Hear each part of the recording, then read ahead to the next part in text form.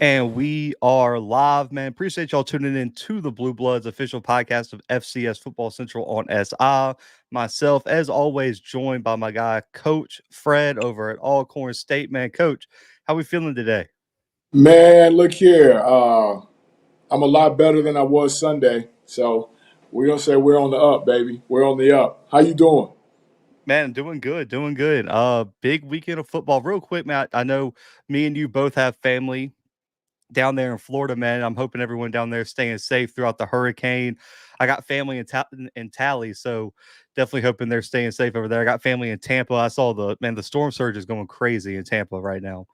If you're by the beach, ain't no doubt. If you're by the Yeah, beach, stay away, stay away. That's where we're gonna put it, man. But coach, tough loss last weekend, man. But we getting into conference play this week. Hey, you guys get the honor of breaking in the new turf up there in Itabena. Man, just give me your quick thoughts, man. We always like to check in with the Braves. How we feeling after last week? And you guys ready to get conference play started this weekend? we're ready to get conference play started, man. We had a rough. Probably, I'm going to go ahead and say we had the toughest out of conference schedule of all FCS football. I'm going to stand on that. And now it's a chance to get back to our class, so to speak. And we're feeling pretty good. Now we know that when we show up to Itabena, Jerry Rice is probably going to be dressed out. Satellite Titan's probably going to be dressed out. So we just got to withstand that early surge. My stand just went out on me. We got to withstand that early surge, man, and just be ready to play ball. And I think our kids are ready for that. That's fair, man. I'll let you fix your setup real quick. But yeah, man, big game. Coach, I know just in case you were wondering, because I know last week I picked y'all as the super dog. Y'all are 14.5-point favorites this week going Take on it the run, road. baby. Tease it up if you want to. I like it. I like it. But man, real quick, before we get into our week 5 picks, and we got some really big games to cover, pick 'em, super dogs, all that good stuff. Coach, the big story of the week was Matthew Sluka's decision after 3 games, told UNLV that he was going to redshirt the rest of the season. He's done. Packing it up, said there were recruiting promises, NIL promises that weren't lived up to on the Rebels side, and that he was going to save his last year of eligibility, probably hit the portal at the end of the offseason, and that's it. Coach, I mean, it felt like every 30 minutes there was a different report coming out, whether it was, Carl Reed, who represents Brennan Marion and UNLV, so we know where that info came from, tweeted out that all his NIL promises were met. Then it came out that his agent wasn't really certified and that nothing was put in writing. Then it was they were actually promised 100K, I believe was the number. He only got he only got 3K for relocation, got one check. So, Coach, just because I got my perspective, and just to put in perspective, me and Coach both talked to Matthew. We've got to meet him in Frisco. He's been on the show. Great kid. Had probably one of the best careers in Holy Cross history at the quarterback spot. Right. Your first impressions of this, Coach, man, because this is it. It almost feels like this is the future of college football. But also, it was kind of jarring to see some of the reactions. And I think it just took a lot of people off guard for a quarterback of a 3-0 team pushing into the top 25, potentially a group of 5 playoff bid on the line, to just say, yeah, I'm done. You guys haven't done what you promised me. Your thoughts on this, Coach? Man, it's I hate to say, but I think this is where it's headed. We talked about it on another show. The toothpaste is out of the tube now, and once you squeeze the toothpaste out, it don't go back in. And I think that this is just a start. I said that yesterday after this happened, and it was just a start because shortly after that, someone else did the same thing. Once you get to a certain mark, that 4-game mark, you can technically redshirt. After we spent a little time with the kid in Frisco, he seemed like a kid that had his head on straight, great kid, not judging. The Bluebloods coaches show, Coach's Corner is a judgment-free zone, but this doesn't look good, I think, for him. Just because you're on a team that's playing really well, and you're playing really well, and I get it. when someone says they're going to give you something and they don't give it to you, then I get it. I get it. But also, this is also the first hand in business. It's got to be wrote up and go from there because, again, in the reports, I think the head coach from UNLV said the coach that gave you that, and this was the key thing to me, Blue. He said the coach that offered you that wasn't authorized to offer you that. So you're saying that it was offered, but Yep. you're saying the guy that gave the offer wasn't authorized to give it. So I'm a little bit lost, and I really wish when you break these stories or when you come out with it that you're prepared to give the whole story, because now I'm thinking like, okay, let's say Blue wasn't authorized to give it, I gave it, but we're in Las Vegas. We have the money, we have the collective to do it, and you're playing good. There's no problems. Okay, look, this is what we're going to do. We're going to go ahead and fulfill it. But from now on, coach, we need to get this in writing. You need to get my approval or whoever. And then there was a second point in this that I don't know if anybody's really paying attention to. We as coaches are not supposed to be facilitating any of these deals. We're not supposed to be a part of any of this. And you've had a coach come out and say, well, the coach did this. He wasn't authorized, which means that you knew this, which means that the other coach actually did it. There's a coach that's facing a show clause because he drove a kid to a dinner to speak to someone about an NIL deal. So, this thing is, when they say rabbit hole, this thing is one of those things that just goes on and can go on and on and on. And I think a lot of it, if they really wanted to start investigating, it would spill over to a lot of programs, man. And this could get a lot of programs in trouble. But those were 2 points to me that stood out that I'm thinking everyone is missing in the fact that, okay, yeah, the kid deserted the team, but he still wants to hang around the team, which I don't know how that works. As me and you were talking, I don't know how that works. We're playing good. You're our leader. And you say, you know what, I'm out. They didn't give me what they wanted, what I said I was supposed to get. Best of luck to you guys. I'm going to be here cheering you on. Nah, you got to cheer us on from afar. You know what I mean? You can't be From the here. house. Yeah, you can't be here. But it wasn't even one of those outlandish deals. You know what I Mm-mm. mean? I mean, outlandish, when I say outlandish, now $100,000 is freaking crazy to me, period. So that's a lot But of money. that's a lot of money. But we've heard of deals that reach 800, a Oh, I've heard mil. over I've heard over a mil for like a career, like a 3-year 1.5 mil. We got one kid that's suing a coach and a program for 13.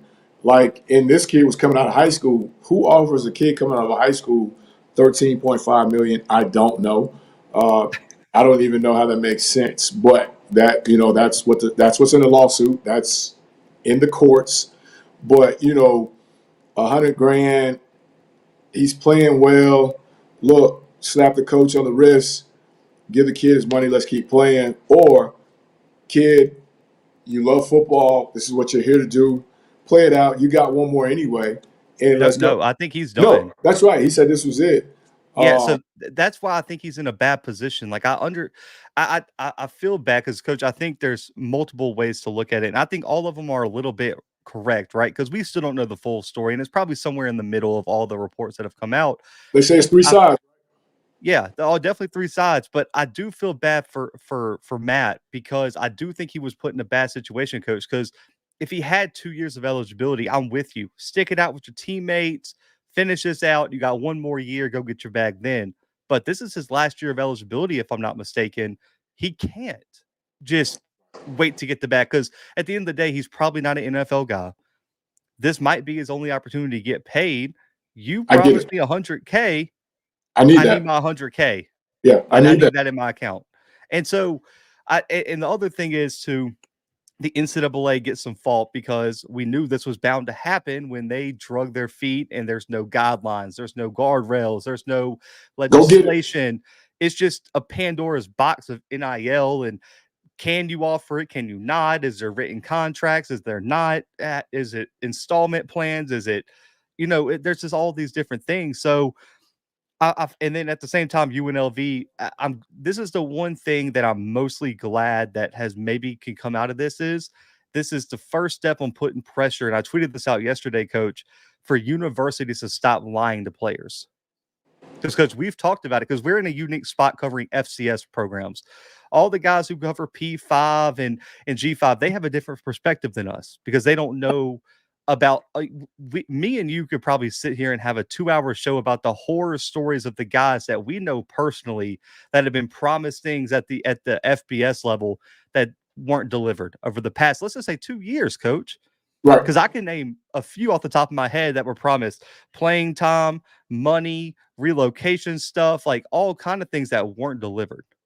And I do think that's one thing to be promised playing time. At the end of the day, you still have to go earn playing time. So like, I'll be a little bit more forgiving if I would be a little bit more on the side of UNLV if Sluka goes up there. He's not playing because he's not playing well.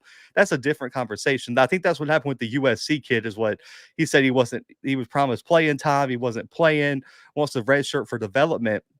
But for money, that's a whole different thing, I think. And so I think it's good to put a little bit of pressure. And because we're in a different position, because if a kid comes to Alcorn State or a kid comes to almost any FCS program in the country asking for $100K, we're probably sending him to the next person. Yeah, we don't have that. We would also like $100K. If you could find it, let us know. We'll split it. For how many months? Yeah. Exactly.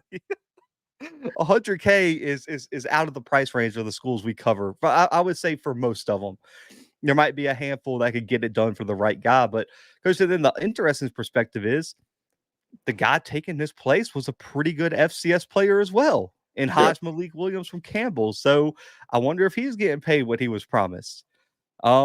He's got 1 year left, so we'll see on that as well. He better be. It would be the craziest story of all time. I don't know if Hajj has played yet. Can you imagine if he plays 3 games and is like, hey, I need that check? That's what I say. He better be. I don't know where we go from here. I don't know where does Matt go from here? You know, someone's going to take him, Coach. No doubt about it. Somebody's going to do it. No doubt about it. Yeah. No doubt about it. I don't think a P5 program's pulling the trigger there, just because, Coach, at the end of the day, go watch his film. The kid's just a playmaker. He did it at Holy Cross. He was doing it at UNLV, but he's not a quarterback that's going to fit into a lot of systems. Right. He needs a specialized system. Could we see a reuniting in James Madison? Potentially with his former head coach? Could we see him? Yeah, listen, Kenny probably likes to throw the ball too much. So I don't know if he would go to Texas State, because Texas State just pulls guys and turns them into superstars under Kenny. But I mean, and then you could also see, I mean, I don't know if he's going to get $100K from anyone, but I know of an FCS quarterback that's getting $50K right now. I do too. I think Sluka might be a little bit better than him. Yeah, I just seen him.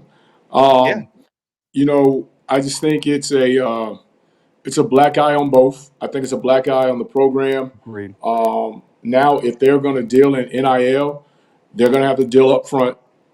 And it's going to be a legally notarized, all of that type of document from here on out, which I think they all should have been anyway, if I'm not misunderstanding, misunderstanding the rule. But I think now universities are going to have that talk with the programs where, hey, this is how we're moving from here on out, because you're not supposed to be involved in that. Now, if the NCAA really wanted to come in and do what they're supposed to do and investigate and get involved in the program, now you're looking at some people getting in trouble. Just like I said, the guy that drove the kid to a dinner to meet the collective. You know what I mean? So this could have a whole roll downhill effect. I just, they were playing so well. I think some games have been moved around for them to get on television. They just beat Kansas, who was, predicted to challenge for one of those 12 spots. And now the next week you're off on Sunday. You're riding high thinking that you're ready to get to work on Monday, and boom, this is in your lap. I just think from the sports side, it's just a bad look. It's a bad look for Matt. Then I think his dad dropped a statement. To Thamel. He was the one that talked to Thamel, I want to say. Yeah, and then the agent. And then the head coach, I'm sure the university was not happy about his comments No. being made. I can't see the university sanctioning him to come out and speak on that matter. So this, to me, could have a lot of ramifications for a lot of people if they wanted to actually push the issue. My big two takeaways, and then we'll move on. One, it's time to get everything in writing. Stop agreeing verbally to NIL. Right. Get it in writing, a formal contract, even a text message, an email. Like, we got to have some proof of something here. I got to be able to pull it back up. That these handshake deals aren't going to cut it anymore. And this should be lesson one for Matt. I think. Get it in writing next time. Whatever you get. I don't know if you're going to get 100K again from somewhere, but get it in writing this time. And then, because real quick, I want to ask you, I do think it's a learning experience for the UNLV coaches. Just for I know you guys don't have just 100K to be given out to people. Let's just say Alcorn does. How do you guys approach NIL in the recruiting process? Like, when you guys get a kid come on campus, you and Seth are in the office, you're recruiting a new tight end, wide receiver. He's like, Coach, man, I'm gonna need at least 75K.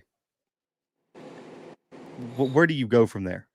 My head coach is like, okay, we'll talk about that when we get to the play part of it. You know what I mean? That's his whole deal. And, we may lose some people in that process, which I'm sure we'll lose some people in that process. But, people really jumped on this and it turned into free agency. I think UNLV looked at what he was at his last place, projected him in, and boom, we just start throwing the stuff around to win the recruiting war. Let's say he shows up there and he can't throw the ball in the ocean. Then what happens? I think this happens way sooner than it did now. It just so happened that he was able to throw it in the ocean a couple times and they were winning. But for us, it's not going to be what you did last year. It's going to be what you're doing for us right now. And that's just kind of how coach approaches it. For me, on the recruiting trail, when that's the first part, and I've said it before, you can go back and look at some of our shows. I've said it before. When I call Zach and Zach first words out his mouth is NIL, then I'm going to wish Zach the best of luck, and I'm moving on to the next kid, because that tells me where his focus is, and that also tells me that we could run into this situation when Zach feels unhappy or not being treated right or whatever goes on to make him think that this NIL is not worth his stay or whatever, that kind of deal. So, it's a tricky deal. If you got the money just to throw it around, I think they do it. But, for us and for people that have to be really smart about what you're doing, that can't be the first part of the conversation. No. And I get it. That's a new way of recruiting. I get it. But if we go back to Coach Prime's whole deal about the NIL, it's supposed to be name, image, and likeness. That's your name, your image, your likeness. So you go out and get whatever you get on your own. Now, if you come and you say, hey, I'm coming to Alcorn State, I've got Bluebloods, NIL, I've got an NIL from Gucci, I've got an NIL from Twin P, and Powerade. Hey, man, more power to you. Matter of fact, can you get me a Gucci watch? That kind of thing. But that's off of your name, your image, your likeness. And the collectors have gotten involved, and it's no longer that. It's, hey, we want this kid. Hey, can y'all call him, offer him up this, see if we can get him there. Yep. We want you, right? And listen, I mean, and it's a battle for some positions. And I think Sluka's leverage is that he's a quarterback. Yep. And what do you need? Different. And what do you need? Because I guarantee, and Coach, I want to exclude you guys from it, but I could think of a handful of SWAC teams that might have wished they would have paid that 50K for the individual we were talking about earlier with how they're performing on the field right now. Oh, yeah, let's figure it out. Yeah, because if hindsight's 2020, there's a few SWAC programs that would have forked out that 50K. See, we called 50 people to get $1,000, promised to us. Yes. By any means necessary, let's put it together. That kind of thing.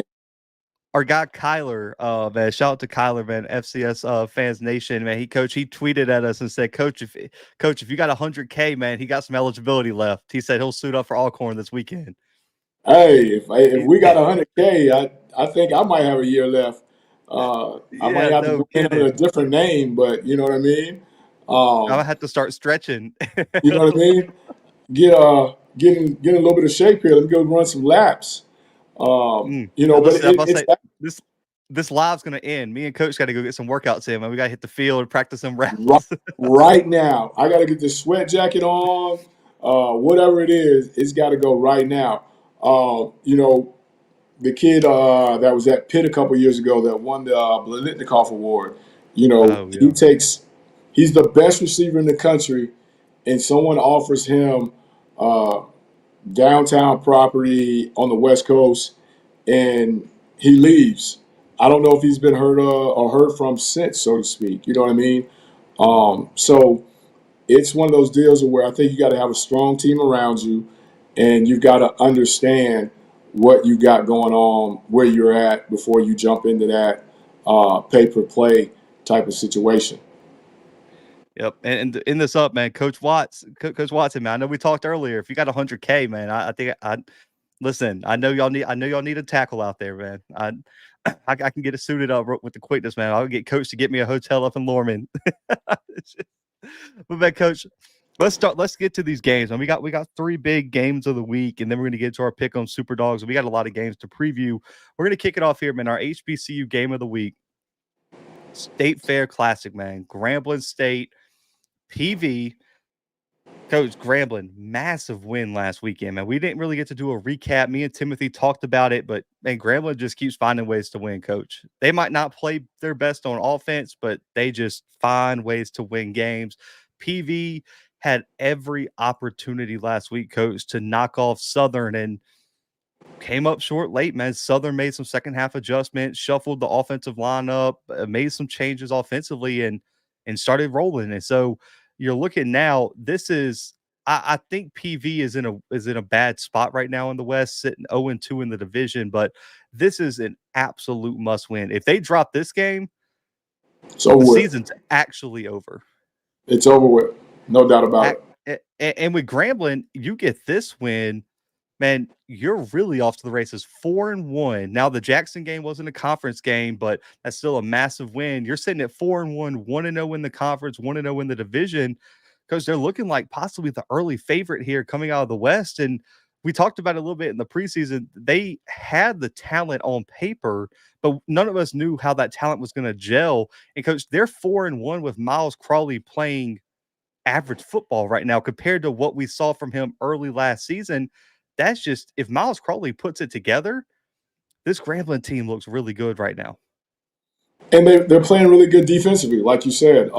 Yes. They're taking the ball away, and I think that's one of the things that people kind of overlooked in their game last week. You know, the score was what it was, but the score was that because of defensively they came out and they took the ball away. I think they scored two defensive touchdowns. Yep. They had two other takeaways or three other takeaways on top of that. Rather they were the school up the street, self-inflicted, or they forced them into that. They still took the ball away, and they still had two defensive touchdowns, if I'm not mistaken. So you're looking at a team that's feeling pretty good about themselves. And then you're also looking at a team that's fighting for their life. You know, at the end of the day, PV had changes. We knew coaching staff-wise, they lost a lot of, veteran players, and they were trying to put it together. So they're desperate right now, and I think defensively they've got to figure out a way to stop the pass.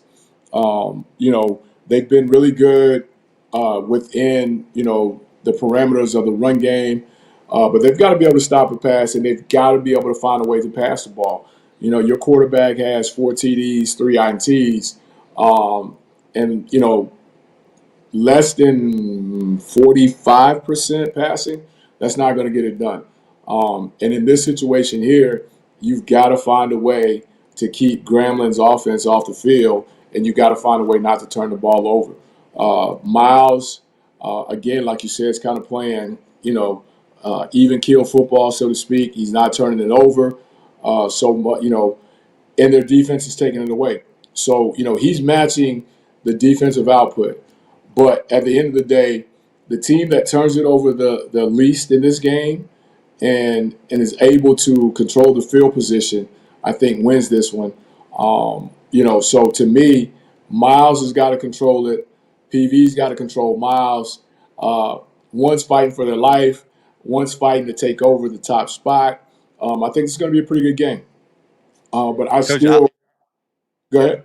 I want to put in perspective how what they're doing turnover wise. They have forced 15 turnovers in 4 games. Crazy. That would have ranked top 50 nationally last year at the end of the year. The league At the end of the year. Yeah, so South Dakota State led the country last year. In 15 games, they forced 29 turnovers.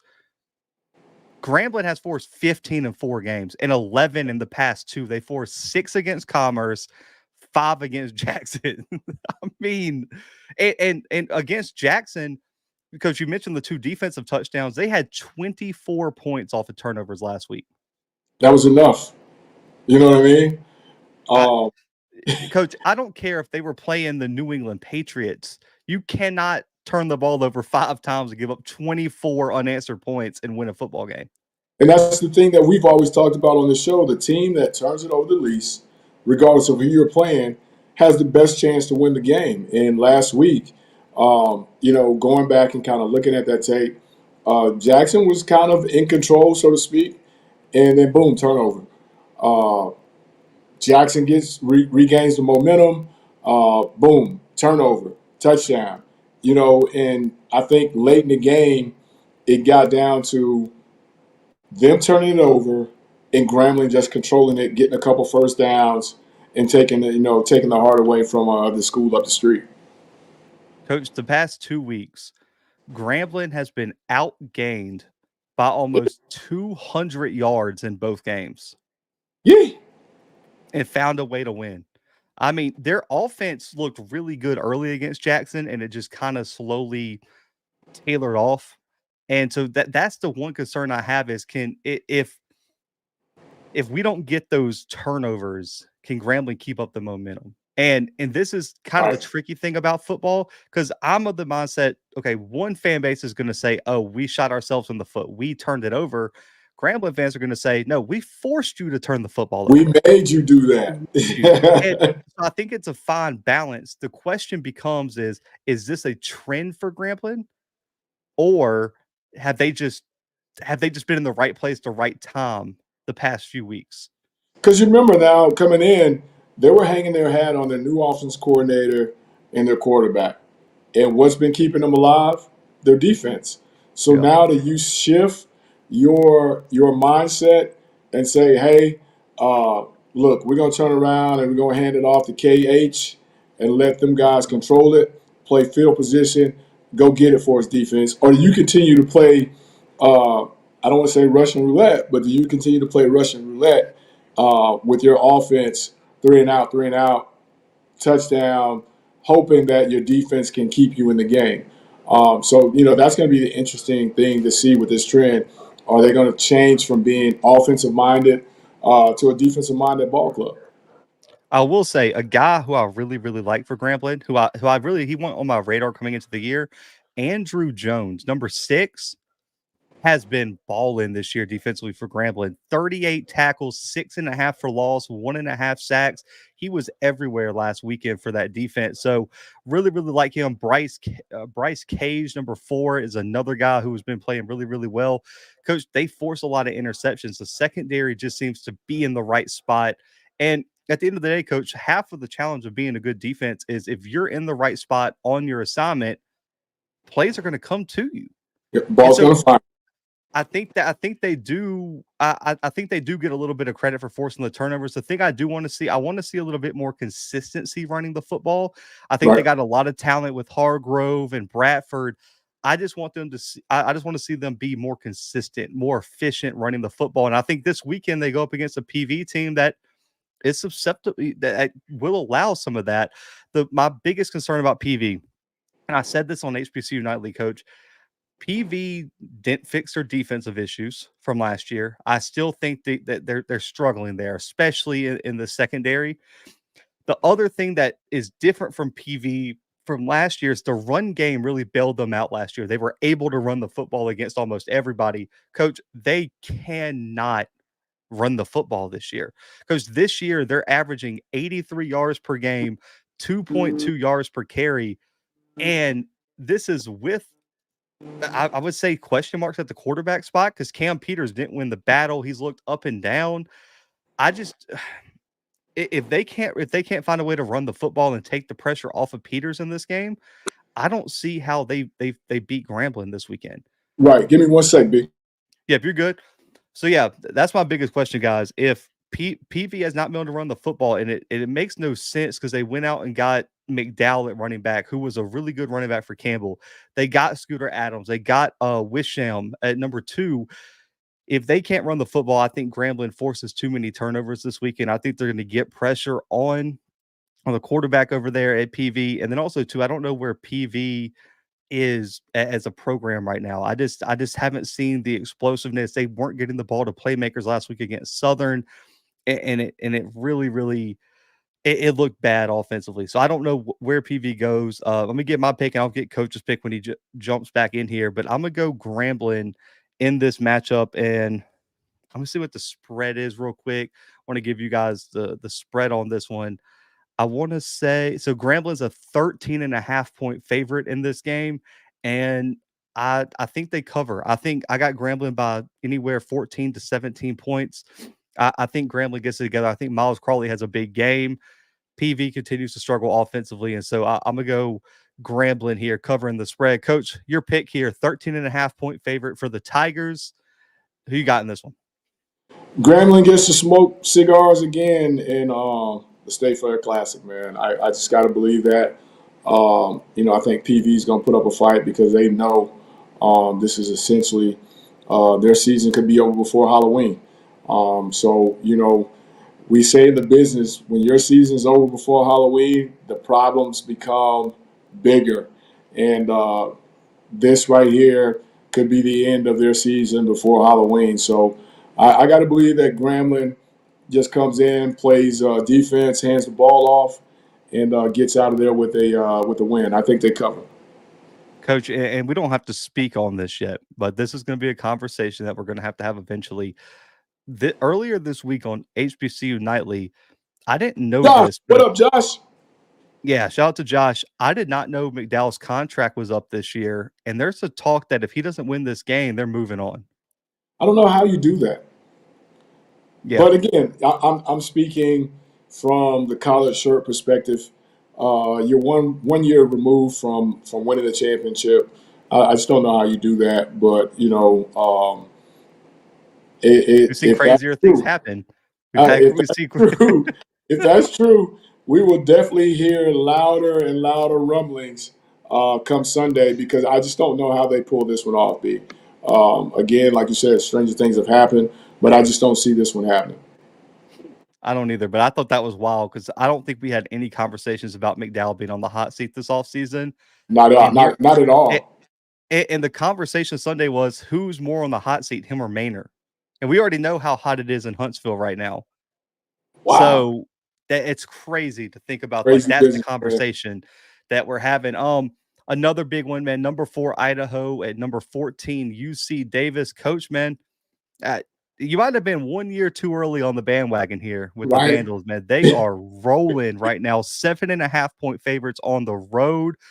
Coach, I mean, if I know, and maybe we could talk about it just real quickly, but Coach, I know you got mad at you, not mad at me, but you didn't agree with me putting Idaho number 1. But if they find a way to win this game, Coach, this is their resume. 3 consecutive ranked wins, 2 of which on the road, all against top 20 teams, and an FBS win over Wyoming. Their only loss was a 10-point loss to Oregon with their backup quarterback. Yeah. I mean, that's such an insane resume. I mean, they're doing some things that I think a lot of people that a lot of people didn't see coming. Yeah. And they're doing it with a backup, which makes it Yeah. even more impressive. I think, being on the road is going to make this one tougher. But if we don't get it running with EC, control the clock, I think this one could be tough. I don't know if they can win a shootout, so to speak, where it's score for score with J Dub. Not No. saying that he's not capable, but I mean he hadn't had to do that just yet, so to speak. When the pressure's on, I mean there was no pressure in Oregon, so to speak, no pressure. But now, people are starting to take notice. So Yeah. this could be a tough one, but I can't get off of it. The hype train for me is still full speed ahead. Let's go.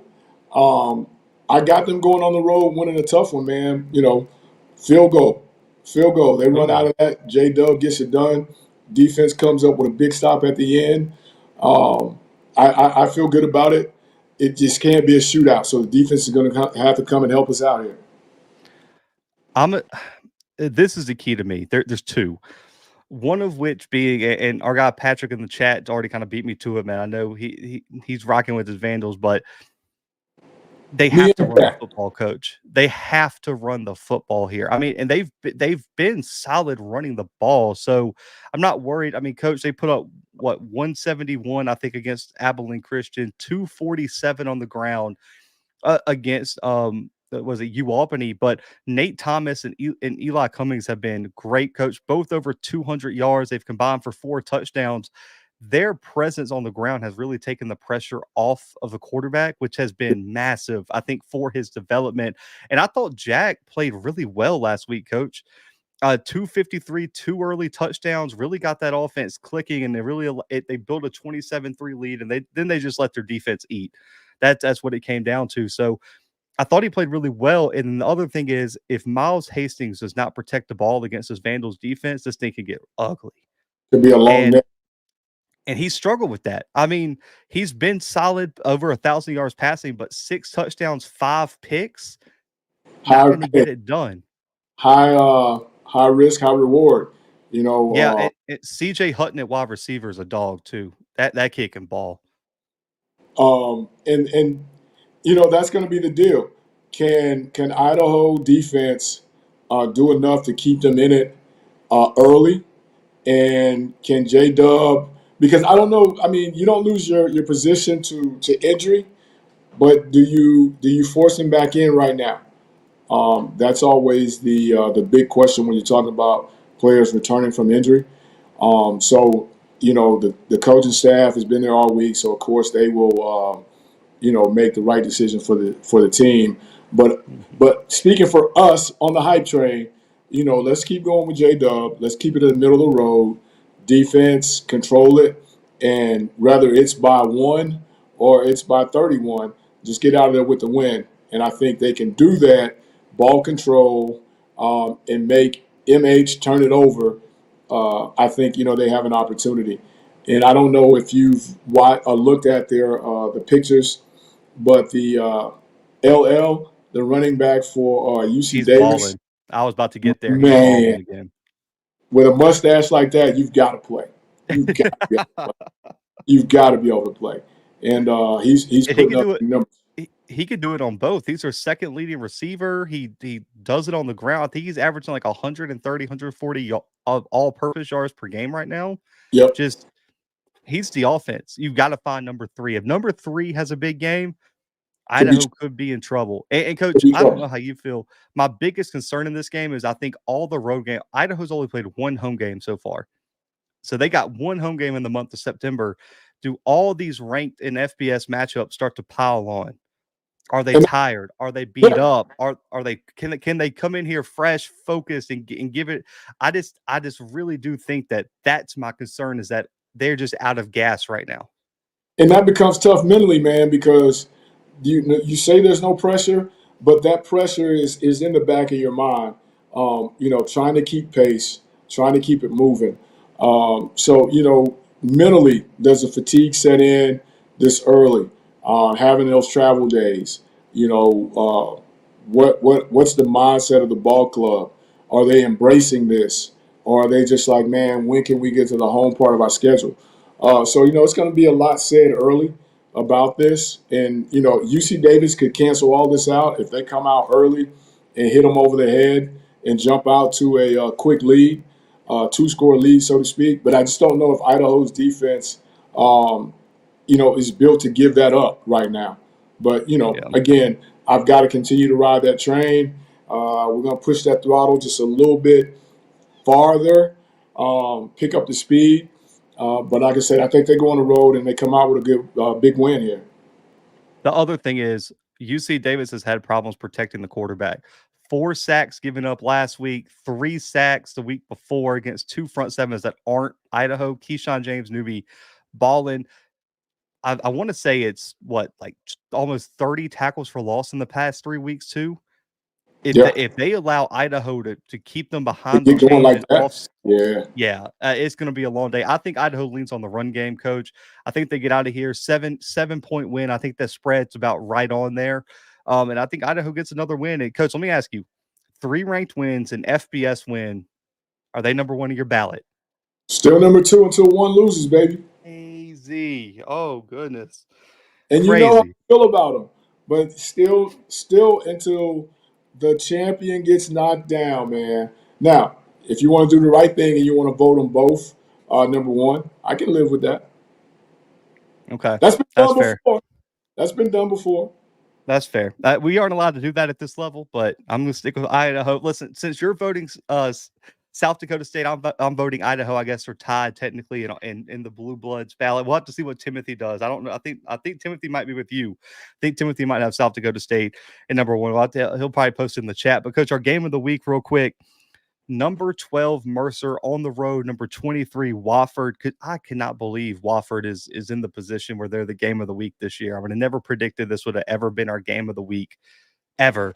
But we're here, coach. I mean, Wofford in the top 25, Mercer, and listen, DJ Smith just, what do you Killing want me it. to say, coach? Killing it.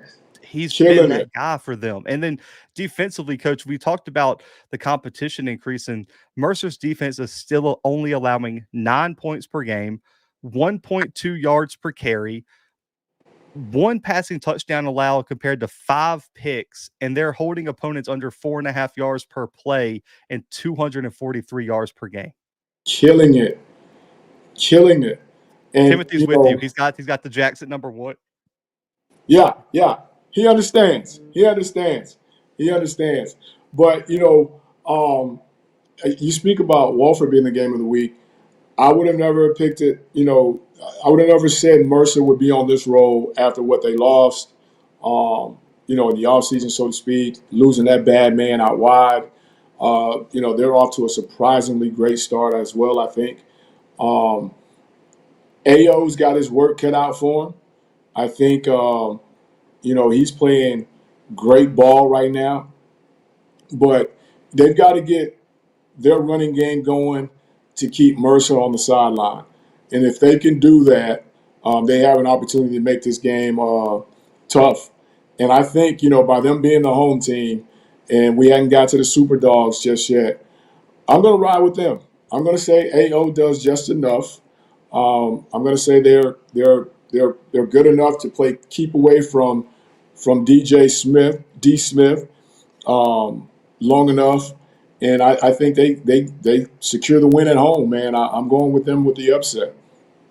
Wow. Okay. So there's your upset pick. And also, Timothy, I'm agree with you. Can you imagine what this offensive staff could have done with Ty James and Devron Harper with this quarterback?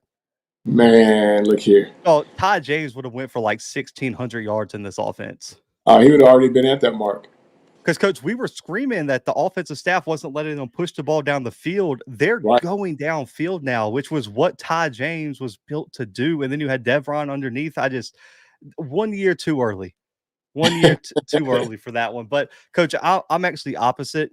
I think because, Coach, we see this with a lot of freshmen. I think Amari Odom's played well as a freshman. He's probably going to be on the Jerry Rice Award list. He's probably going to be a freshman All-American, been balling.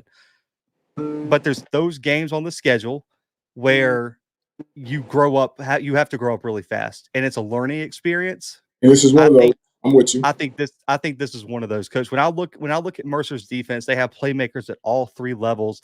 Isaac Dallin, Marquez Thomas, Ken Stanley at linebacker have been balling. TJ Moore, Miles Redding, those guys in the secondary, I think, are going to force some turnovers. And I think they're going to lean on Dwayne McGee at running back, and DJ Smith's going to keep making plays. Their leading wide receiver is Keelan Parsons. And man, he's 6'2", was at Lenore Ryan last year, was an all-conference guy. He's just been balling this year, Coach. I mean, 233 yards, 2 touchdowns, averaging almost 18 yards per catch. I just think Mercer has too many weapons. And when I look at Wofford, are they going to be able to run the football enough to take the pressure off of Odom? I just don't know if Ryan Ingram's going to be able to get it done. And when I look at how they faced up against William and Mary last week, they were okay, I felt like. But when I looked at what William and Mary did defensively, 10 tackles for loss and 3 sacks, I just think this is a bad matchup for them. I just think Mercer's too athletic on defense. They're going to get them behind the chains. It's going to be all on Odom.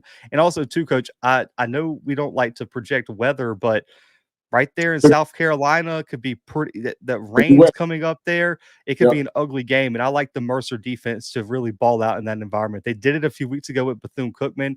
Give me Mercer with the win, Mercer with the cover. I think the Bears continue to roll, and I'm with David. I got Mercer at 12 in my ballot. A win here. We're talking probably top 10. I think, I think Mercer's earned it, especially because if their defense continues to be on this pace. How are they not top 10? I'm with you, but I mean, I think AO and a collective effort in the running game. They play keep away, and you just kind of hit on the point. DS is balling, but how much of that is going to be effective if it does, potentially become a rain game, so you factor that in. But I just think AO, the running game collectively, I think they play keep away, and I think they've got enough to be able to squeak this thing out at home. I like it, man. Let's get to. Well, I mean, you already made your super dog pick, so I guess this was it. So, Coach's super dog pick this week: Wofford 7.5-point dogs against Mercer. Coach, I'm sorry, man. I know you just got to cup your ears on this one. I know you really don't want to hear this. I'm sorry, I had to. I'm taking McNeese this week as my super dog. 15-point underdogs to Weber State. I'm with it, but I would go the other way that Weber's going to cover. Weber's going to cover? No chance. No chance. Not with Weber's offense. I mean, because, Coach, you got to think, Weber just lost to Lamar. I know, but I think we've given them the blueprint on what to do. And I don't know, man. Listen, I got to get, because, Coach, I know that this kid took a lot of flack in the offseason. He really did. And listen, some of it he might have deserved. I get it. But, bro, I don't even know if Clifton McDowell knew he could play at this level this year. Coach, right now, and me and Timothy talked about this on the audio version. In 4 games right now, Coach, he ranks 6th nationally in passer efficiency, 11th nationally for total touchdowns and rushing touchdowns, 1st in the nation in yards per pass attempt, 2nd in the country for rushing touchdowns by a quarterback, 3rd nationally in passing yards per completion, and ranks top, I want to say 6 for points responsible for, and he's second in the conference in total offense completion percentage and points per game. He's balling. He really is. I wish I could have a conversation with him and just tell him to, just calm down, dude. They're better with you than without you. He plays because there's some quarterbacks that are like they play timid. Clifton plays like a defensive end in a quarterback's body. Yeah, he ain't the one that plays timid. No. But he's just gotta, at Clifton, if you're listening, If someone's close to him that listening, hey, just calm down, dog. You got it. You're the guy. Just relax. They're better with you than without you. Calm down. And I got one more. My Okay. honorable mention, Morgan State covers. Oh, 4-point underdogs. I'm with you on that because that's a crazy spread. Stony Brook being a 4-point favorite over them is kind of nasty work. I'm not gonna lie. That's kind of crazy. Those are my two. The other one, if we get honorable mentions, I'm gonna go Southern Utah with Austin P. Southern Ah, Utah is a 4.5-point underdog. I I'm like gonna that. go with the Thunderbirds to cover that one. I'm not really sold on Austin P. I think they're getting propped up by beating a bad Alabama A&M team, I, and I think Southern Utah gets it done on that one. I like that. I like that. I like that. But man, let's get into our pick 'em. Man, just quick hitters, quick thoughts. Coach, a ranked matchup we didn't do because I think it's going to be a blowout. So does the spread. Lamar at Central Arkansas. Central Arkansas 21-point favorites. UCA, the Fighting Scottie Pippins cover and win, no doubt. Yeah, I'm with you, Coach. I don't know if you've because I know we didn't do our recap, but I don't know if you've kept up with Derek Powell this year over at At a UCA, distance, yeah, at a distance. bro. He's putting in work. I just want to update the listeners. 623 rushing yards on only 65 carries, 8 touchdowns, 2 receiving touchdowns, and over 157 receiving yards. Yeah. And what is his yards per carry? 9.6. My point exactly. He's averaging like 12 yards per touch right now. And I think and if you really wanted to break it down, I think out of those 12 touches, out of every 12 touches, he's taken one at least 40 yards or better. Yeah, I think so. Coach, I don't know if you've seen the running back room. Their backup has a running back that's rushed for 300 yards on only 47 carries and 8 touchdowns. Yeah, they're playing fast, man. They're playing fast. Bro, And it's that is downhill. It's no gimmicks. stupid. It's no gimmicks. It's no gags. No tricks. They're playing fast, and it's downhill, man. And those guys Coach, don't need it, but right there. That's all they what need, and they're out of there. what would his stats be last week against UAPB if they gave him more than 11 carries? He had 150 on 11 carries and 2 touchdowns. Bro, he would have been national out of all divisions player of the week. That's Uh, just he would have went close madness. to 300. Ain't no doubt about it. Coach, our next game, Hampton at William and Mary. William and Mary 17.5-point favorites. Gotta believe that William and Mary is gonna cover that one. I'm going opposite. I got William and Mary for the win. I got Hampton covering. I think the 14 is where I have this game. I think they're going to cover, but William and Mary is going to get the win here, man. Hampton had played William and Mary really close. What was it? 2 years back on the road, and I think Hampton's kind of rolling. I mean, Hampton looked really good against Howard last week.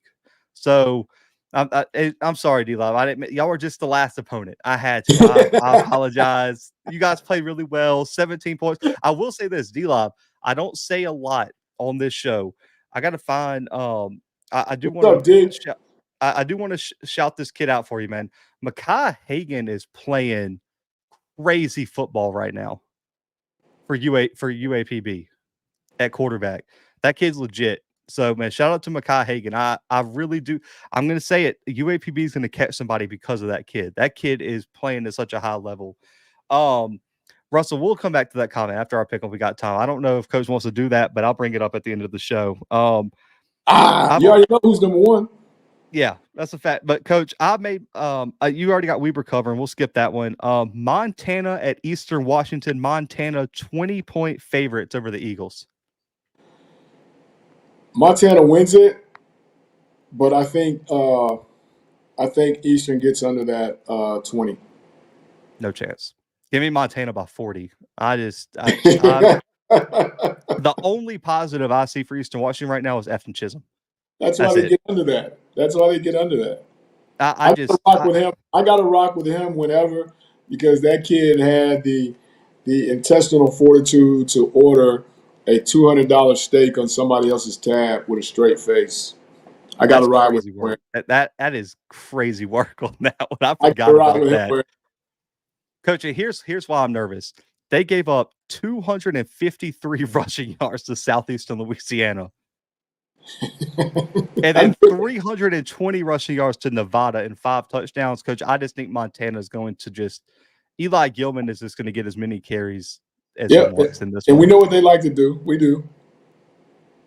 I'm with you, Patrick. I get it. The Grizz have never won on the red. This isn't your average Eastern Washington team, though. This might be the worst one we've seen in a while. So, but we'll see. I'm not If saying they they're don't, going to win. I'm saying they're getting yeah, under that. They're getting under that. Coach, we'll stay at Montana. Montana State at Idaho State. The Bobcats 12.5-point favorites over the Bengals. Yeah, I'm with that. I'm with it too. I think they're going to, Coach. They've been dominant this year. I'm with And that. shout out to Timothy. I don't know if you saw his comment earlier, Coach. He says Sluka needs to go replace Tommy Millott at Montana State in that offense. Hey, I don't know if states got $100,000 to be thrown out there, but that would make sense. Yeah, we'll see. Coach, you already picked this one. I'm going to go with you, though. Morgan State, 4-point underdogs of Stony Brook. I like Morgan probably covering that. I just if Morgan doesn't win this game, man, we missed on Morgan. Yeah. We missed it. Like I'm just gonna say I think we might have. I think they're still talented, Coach. I don't hate that we gave them a lot of praise in the preseason. I just think Central's a lot better than everyone thought they were going to be. But I Morgan can has to win this game for momentum. You can't lose to Stony Brook. I don't care if Stony Brook's improved. You got to win this game. Coach, North Dakota State at Illinois State, 12.5-point favorite for the Bison. Oh, where is it? Let me look at that. But up. Yeah, I got to go with that. I got to go with the Bison. Here's where They're, I'm they're, worried, Coach. I don't know if I've ever seen a Bison defense this bad. Coach, they're giving up almost 7 yards per play this year. well, how much is that skewed, though? You know what I mean? I don't think it's skewed because, Coach, a lot of it's on the ground, and they held Colorado to 59 rushing yards. They've allowed 200 to Townsend and 3 touchdowns, 270 and 4 touchdowns to ETSU. Tennessee State ran for almost 75, and Tennessee State was atrocious that game. But the game after the Colorado game is where they've given up the most, right? No, that was Tennessee State. It was the third game of the year. That ETSU game is where The they just got ETSU game. Okay. killed. I'm with you. I think Illinois State finds a way to cover, Coach. I do. I think 10 points on the road because this game. I'll say this. I said it last night. Is this game feels eerily similar to when North Dakota State went to North Dakota last year and got Not here. stunned. Yeah. That's what it feels like. I just don't know if Illinois State has the health because, Coach, they're missing their All-American left tackle. They're missing their All-Conference running back. They're missing their All-American defensive end. Like, they just got injuries everywhere, and I just don't know if they're healthy enough to win it. I do think they're healthy enough to cover, though. Coach, this is pretty much a pick 'em. Richmond at Elon. Elon's a 1.5-point favorite. Man, I like Richmond. Okay. I'm just not really sold on the resurgence of Elon, so to speak, to become dominant enough to win at a Richmond program that is getting ready to do what here in the next year or so. Head to the Patriot. So, again, CC, I think, has got them playing good enough to be able to hold on for this. So I like the Spiders. I like it.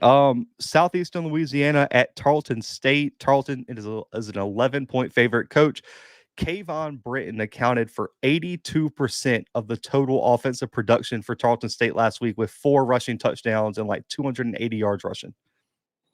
I like Tarleton. If I had to jump off the Idaho hype train to another one, you know how I feel about Tarleton. So I got to go with them on that. I like it. And this one's a pretty big one. Southern Illinois at South Dakota. South Dakota is an 11.5-point favorite. Coach, the Salukis, just to give you a background, they're missing their starting quarterback. They're missing their top 3 running backs, potentially missing multiple starting offensive linemen, and might be missing their top tight end. Yeah, I knew they were injury plagued. I didn't know who. I knew they were banged up from just kind of looking, but that's a whole lot to overcome on the road. So I got to go with FDAC on this one. Yeah, I'm gonna go with South Dakota. Coach, this is a big one. I'm sure everyone's gonna be dying to hear your thoughts. Jackson State at Texas Southern. The Tigers 7-point favorites in this one, or the Jackson State Tigers 7-point favorites in this one. Coach, I do not know the status of Texas Southern starting quarterback, Right, he's still kind but of back, right? I believe so. But I did hear a rumor that he might be back this week, and also too, Texas Southern was like one possession away from beating Lamar last week. Top 25 team. Jackson looking to bounce back. Coach, give me your pick on this one. Even without KC, I've seen the kid Jay that plays behind them. If he's not, turning it over, he's pretty good. So you're talking about a team in our division. You're talking about a team in the conference. Um, you know how I lean to the home team in certain instances. The Tigers have got to. The Tigers from up the street have got to bounce back, and this is a big game for them, whether they want to admit it or not. This is a huge game for them. So we'll see if they've got their quarterback situation under control, and if they do, I think this should be a a good game. I think this is one that they should actually cover. But of course, I'm going to go the other way. I'm going to I go figured. with the team from Houston because in these type of matchups, they somehow seem to play like this Joe Namath Jets, and I expect them to do the same thing this week right here. So I got to take the Tigers from Houston. Can I just say this? And I know we're gonna be tight on time here. We only got one more game to preview anyway. I just I don't know what TC has to see to start Jacoby and Morgan. What like what else do you need to see? Hey, I did I I and it's almost to the play that way. I don't know if you saw Scotty's show earlier. They let Mike, who was his Jackson State co-host, give them a score prediction for if Jacobian played and a score prediction if Cam played.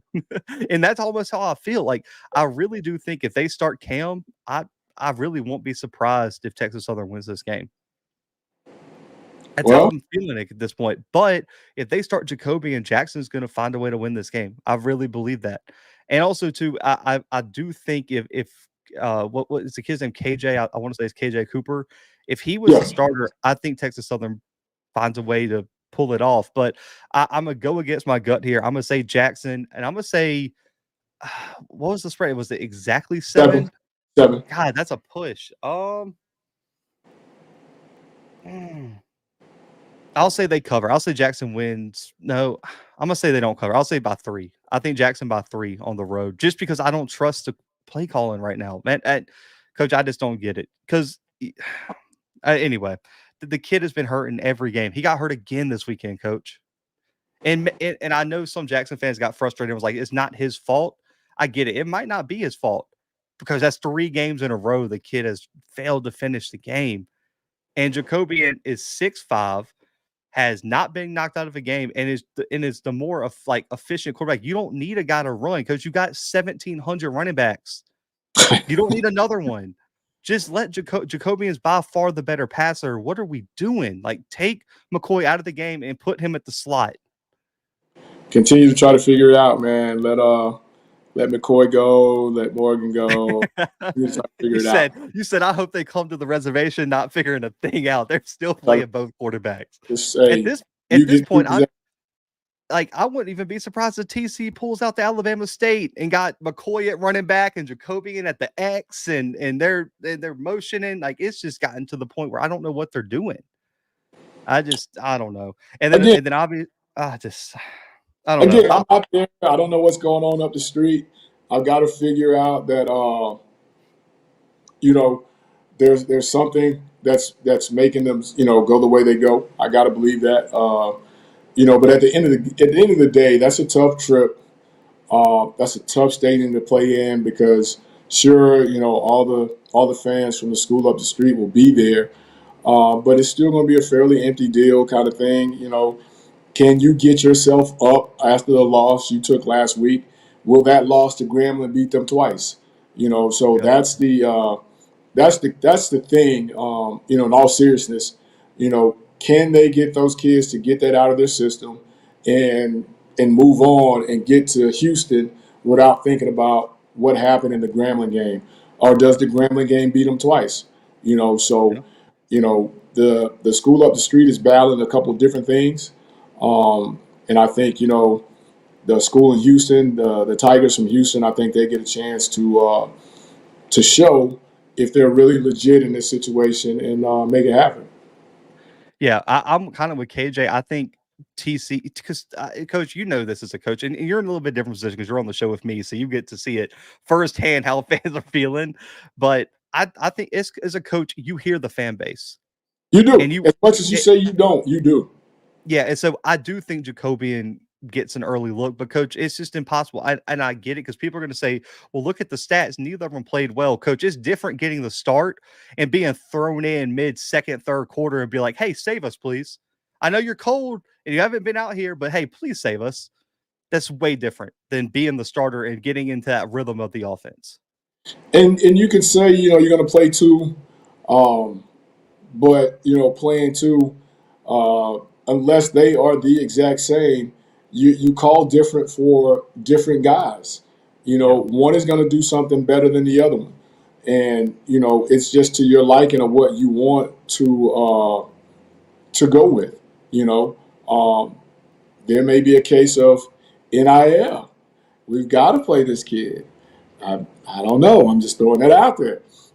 That's Then fair. again, I'm with you. then again, there may be a case of where during the week, out of 87 reps, they played evenly. So we're going to go with this. So there's a lot of different factors, but the main factor is how quick can they get that Grambling loss out of their system and be ready to go at 6 o'clock on Saturday.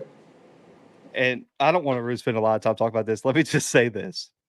And I picked Jackson to win. You got Texas Southern. If your situation happens, on one side, Texas Southern looks like an absolute genius for their coaching hire this offseason. All right, After being the most criticized, ain't no I mean, doubt. they were all over the headlines. If they're I'll come 2 to and the 0, front. I'll come if to the they're front. 2 and 0 in SWAC play with wins over PV and Jackson, I'll come to the front. man. I will come And to then the front. on the flip side, boy, that pressure ramps up in Jackson, Mississippi if Just a you little lose bit. this game. Just a The little bit. pressure is deafening going into the next few weeks. So big game. Last game, coach, quickly. This one probably won't take any time. North Carolina A&T at South Carolina State. The Bulldogs, 14.5-point favorites. I got to go with that one. I think Coach Leone makes that happen. No, no, no, Uh, no, no, no, no. A&T. oh, A&T. A&T. Never mind. A&T. Yeah, A&T. A&T. A&T would not be a 14.5-point underdog. Josh is going to, oh, Josh is clipping that. Oh, man. Josh going to have you on HBCU Nightly. My bad, Doc. My bad. Um, that I think A&T is a little better than what people thought coming into it, but I don't think they're good enough to pull this one off. No, I think they cover, though. I think 10-point win for Chinnisberry and the Bulldogs, Yeah. but 14.5 is a lot to win And by, man. their, and their That's a quarterback situation hadn't really been um, as I don't want to say. Phoenix has been okay, I want to say. Yeah, Like, over. I was Phoenix gonna been say solid. over the top as I thought, Yeah. as a lot of folks thought. I don't. It hadn't been just mind blowing, so to speak. But I think they've got enough to make this happen. Mhm. Um, you And know, also, too, A&T, I think they're starting quarterbacks out this weekend. well, yeah, SC State. That's who I had Yeah. anyway, but definitely that now. Yeah. Mr. Campbell's crazy. He said if they lose to TSU, the mass meeting on Monday will be a closed door session, private chat only. Oh, that one. And I'm with you, Mr. Campbell. I don't see Jackson losing that game, but I do think Texas Southern. I do want to say shout out to Timothy. He called it because he picked Texas Southern, I think, second or third in the West in the preseason. Texas Yeah, Southern, I do think, is a lot better than we gave them credit for. a lot better than And we gave them credit for. like I said, I'll be the first to come down up front on that one. I completely agree. And also, man, shout out to all the FAMU Rattlers down there in Tallahassee, man. I hope y'all are staying safe, man. Mr. Campbell, everyone like that. And even in Atlanta, coach, I heard Atlanta's going to get a bunch of rain this weekend and flash floods and everything. So if you're down there in Florida, man, we said at the beginning of the show, I got family in Tallahassee, Tampa, and everything, man. All y'all stay safe with the hurricane. But coach, any last thoughts, man, before we roll up Yeah, on out of here? I got to get your opinion on that. I'm glad you brought it up. I forgot. I didn't write it down. On that FAMU situation, was there no other way for them to kind of reschedule that so that if it did come to a playoff deal, that they could actually participate in that? Or was this kind of one of those things where they were just putting an administration piece, so to speak, in place and didn't have time to really sit down and strategically look at it and say, hey, this is what we do if we have to play this thing on a Monday night with a game coming up next week versus so-and-so? Or was this just the only thing that they could come up with to satisfy to replay this game? You know, what are your thoughts on that? What are you hearing? You hear more than I hear on the streets about stuff like that. They had to. So if you remember, what really messed them up is FAMU technically had 2 bye weeks this year, but the problem is they already had a bye week. They had one in between their FBS games, so that's gone. Their only other bye week is Alabama A&M's homecoming against Bethune-Cookman. So there wasn't a bye week. So the only week they were able to play it is that week, and you can't cancel the game. I think if it, like, let's just say it was FAM and Troy, or it was an out of conference. You remember when they played West Florida last year? They would have just canceled that game. Definitely. But because it's a divisional game, you got to replay it. The only week that you could replay it is that week. And at the end of the day, I talked to a few FAMU fans. Coach, you remember what their motto was last year? Celebration Bowl or bust. Oh, no. Okay. Yeah, it was Celebration Bowl or bust. That was the mindset. That's what it is this year again. It's Celebration Bowl or bust. They didn't really care about keeping the door open for the FCS playoffs because they think they're from what the FAMU fans that I talked to said, they're going to have it clinched by then anyway. Oh my. So let's go about the playoffs if you got it clinched, right? Let's go. Now this would be the more interesting thing. Now, if FAMU does clinch, coach, this gets back into the conversation we had this preseason, because if you remember, Celebration Bowl moved up. So now FAM is going to be playing how many straight weeks? Because if you remember too, for the Bayou Classic, Grambling and Southern get bye weeks before that game. FAM's bye week is before Jackson, so they'll be playing Jackson, Southern, Texas Southern, PV, Valley, Bethune, A&M. That's 7 straight games. 8 for the SWAC championship, 9 for the Celebration Bowl. That is 9 straight games to end the season now without a bye week. That's a long, grueling schedule, man. Long. I've been there. Been there. And you know, when you get to that championship game and you try to breathe, and it's a tightly contested game, and you look around and guys that you thought you would have in those situations are not playing or not 100%, you know, you start to look back at those things, man. You're playing those consecutive weeks, and you know every time you hit the field, you're going to get whoever you're playing top effort. So, you know, that's going to be an interesting follow. Ain't no doubt about it. And you saw what Mr. Campbell said. Period. Heard that. Yep. There it is. And listen, there's a big bet on the line. I don't know if you saw this. Our guys Zoe and Mr. Campbell have a significant bet. Zoe thinks A&M is going to go in there and knock off the Rattlers and brag. Man, that would save a job, I think, wouldn't it? Nope. Get them out of here. Okay. Bro, did you watch the Austin P game last week? But I'm saying you go in there and you the one that breaks the streak. I mean, Coach, I talked to a few people. They said if Maynard does not win the East this year, he's gone. Even a Magic City Classic win isn't going to save him, according to some of the alumni. Do you know how hot your seat's got to be that a Magic City Classic win isn't going to save you? Because that's gotten some pretty good coaches out of there with the win. for the loss or whatever. You Yeah. know what I mean? The Yeah. funny thing is if A&M finds a way to win the Magic City Classic and lets Manor go, that loss might send Eddie Frop out the door too if they lose to Magic City Classic. Man, I think that's been hot ever since that debacle in game one, and how things have just kind of fallen off the table ever since. But we still got to face those guys as well over in Mobile coming up here. So they're back to what they do: 3 downs, punt, play defense, and they're playing defense really well. So Okay. Yeah. we're gonna see. But now that we've kind of talked about it and got the show out of the way, man, I'm really interested to see how this week plays out for everybody. It's going to set up Yeah. some stuff in our area, no doubt about it. And then, last but not least, just because I know this is a serious pet peeve of yours, pet peeve of yours. When that kid nailed that 55-yarder to beat Cookman, and they ran across the field, technically, to go get their check, what were your thoughts? Get him out of there. Inexcusable. Coach, they were up. Someone correct me, they were up 34-14 at halftime. At one point, they were up 30-something to 7. Yeah. Yeah, Bethune should be ashamed. I will say this because, Coach, as much as I hate D2 losses, can I give credit to the other side?